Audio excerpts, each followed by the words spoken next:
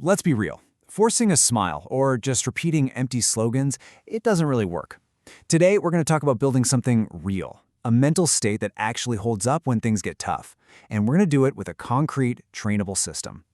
I mean, we've all heard these, right? They are absolutely everywhere. You see them on coffee mugs, all over social media, from well-meaning friends. They're supposed to be these little shortcuts to feeling better. But let's be honest for a second. When you're completely exhausted, you're facing a real challenge, or you're just having one of those days, do these slogans actually do anything? For most of us, the answer is probably not. And you know what? There's a really good reason for that. Yeah, that's because there's a fundamental trap in all that superficial positive thinking. But here's the good news. There's a much more robust, a much more effective way to orient your mind. And it's one that's built on a really solid foundation. Okay, this chart lays out the difference perfectly. On one side, you've got this superficial thinking that just offers a baseless slogan. But on the other, you have constructive orientation, which is all about what you can actually do. It's the difference between saying, oh, everything will be fine, and knowing, you know what, I can manage this. One is super fragile because it depends on your circumstances. The other is a practice you can actually train, which makes you resilient. And here's the kicker. When you can't stay positive, the old way just makes you feel guilty. The constructive approach, it accepts that difficult days are a part of life and gives you the tools to actually get through them. So how does this actually work? Well, it's not magic. It's based on how our brains are literally wired. So let's dig into the science a little bit. This right here is the core idea. Your brain is not a passive camera, just taking pictures of the world.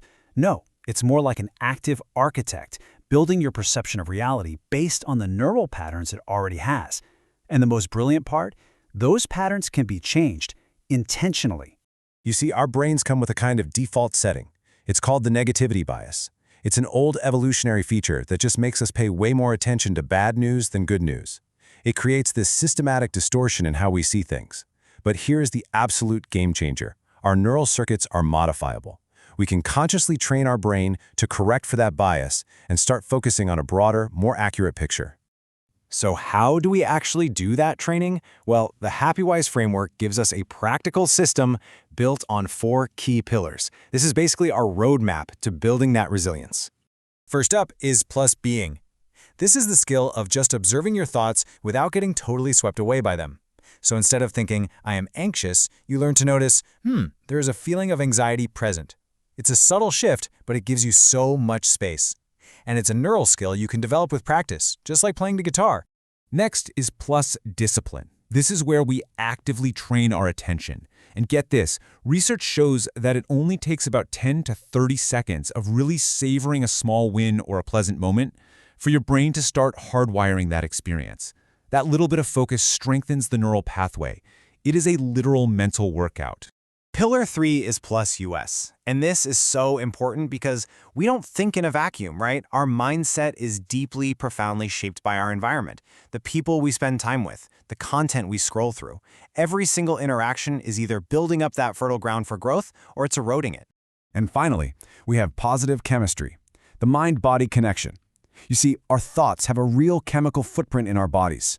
Chronic stress floods your system with cortisol, but constructive, intentional thinking can actually boost feel-good chemicals like dopamine and serotonin, which directly impacts how motivated and stable you feel. Okay, so the theory is great, but let's make this really practical. We're going to move on to the toolkit now. These are concrete exercises you can start using today. This is a simple but incredibly powerful tool. The next time you catch yourself in a blocking thought like, I'll never manage all of this, just stop. Reframe it into a question that creates action. Something like, okay, what is the very first small step I can take right now? That simple switch breaks you out of that paralysis and starts building momentum. Before you even try a mental technique, do this quick biological check. First, have you had enough water? Even being a little dehydrated can wreck your mood. Second, have you moved your body? A short walk can literally change the chemistry in your brain. It's amazing, but sometimes a glass of water can change your thoughts more effectively than anything else. Now, this one is for those days when everything just goes wrong. We all have them. Here's your protocol. Step 1, name it without judgment. This is a bad day. Step 2, separate the things you can't control from the few things you can. Step 3, find one thing, just one, that is still working. Step 4, tend to your body. drink, move, try to sleep. And step 5, remember, tomorrow is a new file. It's a fresh start. So the crucial point in all of this is this. We're not chasing some fleeting magical state of happiness. We are building a direction.